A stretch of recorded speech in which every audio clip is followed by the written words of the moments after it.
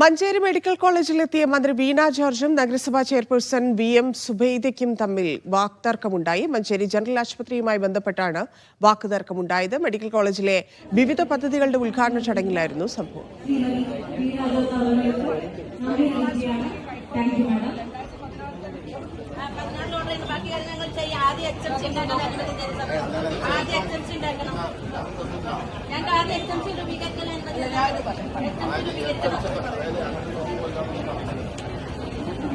ജംഷീർ കൊടിഞ്ഞി ചേർന്നു. ജംഷീർ, എന്താണ് സംഭവിച്ചത്? ധന്യ, ഇന്ന് രാവിലെയാണ് ആരോഗ്യമന്ത്രി വീണ ജോർജ് മഞ്ചേരി മെഡിക്കൽ കോളേജിൽ വിവിധ പദ്ധതികളുടെ ഉദ്ഘാടനത്തിനായി എത്തിയത്. മന്ത്രി ഉദ്ഘാടന പ്രസംഗം കഴിഞ്ഞ് പുറത്തേക്ക് ഇറങ്ങുകയായിരുന്നു.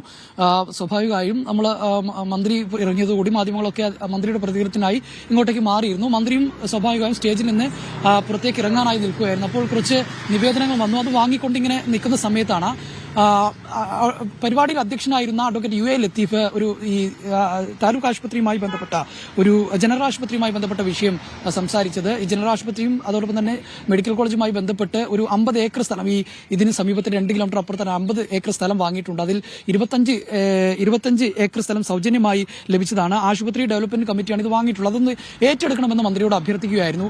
ഈ സമയം മന്ത്രി വീണ്ടും തിരിച്ചു വന്ന് മൈക്കിലൂടെ ഈ 2016 തന്നെ മഞ്ചേരി ജനറൽ ആശുപത്രി നഗരസഭയ്ക്ക് കൈമാറിയിട്ടുണ്ടെന്നും ഇനി കാര്യങ്ങൾ ചെയ്യേണ്ടത് നഗരസഭയാണെന്നും മന്ത്രി പറയുകയായിരുന്നു. ഈ സമയം തൊട്ടടുത്ത് തന്നെ നഗരസഭാ ചെയർപേഴ്സൺ ഉണ്ടായിരുന്നു, VM സുബൈദ. ഇവർ പറഞ്ഞു, മന്ത്രി പറയുന്നതിൽ വാസ്തവവിരുദ്ധമുണ്ട്, നഗരസഭയ്ക്ക് അങ്ങനെ കൈമാറിയതായിട്ടുള്ള വിവരം ഞങ്ങൾക്ക് ലഭിച്ചിട്ടില്ല, അല്ലെങ്കിൽ ഔദ്യോഗികമായ അത്തരത്തിലൊരു വിവരമില്ല എന്നും പറയും. മന്ത്രി പറയുന്നത് വാസ്തവവിരുദ്ധമാണെന്ന തരത്തിൽ അവിടെ നിന്ന് ഉച്ചത്തിൽ സംസാരിക്കുകയും ചെയ്തു. ഇതോടെ മന്ത്രിയുടെ കയ്യിലുണ്ടായിരുന്ന, അതായത് ഇത്തരത്തിൽ 2016 നഗരസഭകൾക്ക് കൈമാറിയ ആശുപത്രികളുടെ ലിസ്റ്റ് ഉൾപ്പെടെ ഉയർത്തി കാണിച്ചുകൊണ്ട് മന്ത്രി സംസാരിക്കുകയും, എന്നാൽ അതിനെ എതിർത്തുകൊണ്ട് നഗരസഭാ ചെയർപേഴ്സൺ വീണ്ടും രംഗത്ത് വന്നു. ഇതാണ് വാക്കേറ്റത്തിനിടയായത്. എന്നാൽ പിന്നീട് നഗരസഭാ ചെയർപേഴ്സൺ അനുകൂലിച്ച് UDF നേതാക്കളും മന്ത്രി അനുകൂലിച്ച് LDF നേതാക്കളും രംഗത്ത് വന്നതോടെ ഈ വാക്കേറ്റം രൂക്ഷമാകുന്ന ഒരു സാഹചര്യമുണ്ടായി. പിന്നീട് മന്ത്രി വേദിയിൽ നിന്ന് ഇറങ്ങി പോവുകയായിരുന്നു. വേദിയിൽ നിന്ന് ഇറങ്ങിയതോടുകൂടി യൂത്ത് കോൺഗ്രസ് പ്രവർത്തകരുടെ പ്രതിഷേധവും അവിടെ ഉണ്ടായിരുന്നു.